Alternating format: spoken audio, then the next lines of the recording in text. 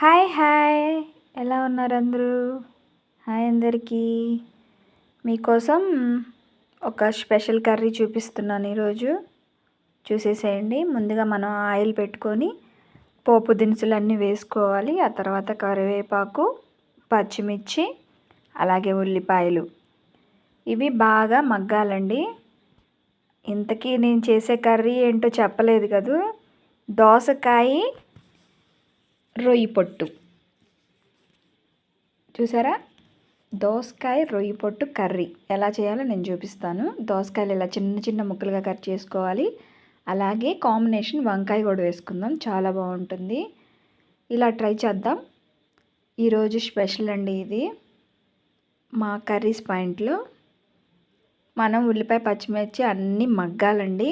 ఆ తర్వాత మగ్గాక మనం దోసకాయ ముక్కలు వేసేసుకోవాలి. ఇలా దోసకాయ ముక్కలు కూడా కాసేపు మగ్గాలి.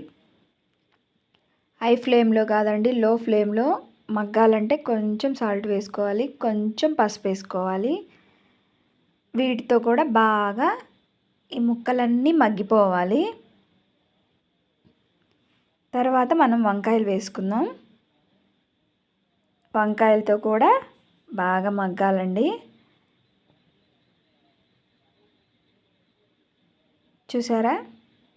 మగ్గుతూ ఉన్నాయి. ఇప్పుడు మనం టమాటాలు వేసుకుందాం. టమాటాతో కూడా బాగా మగ్గిపోవాలండి కర్రీ. చూసారా? కాసేపు మళ్ళీ మూత పెట్టుకుందాం. చూసారా? కొంచెం దగ్గర పడింది.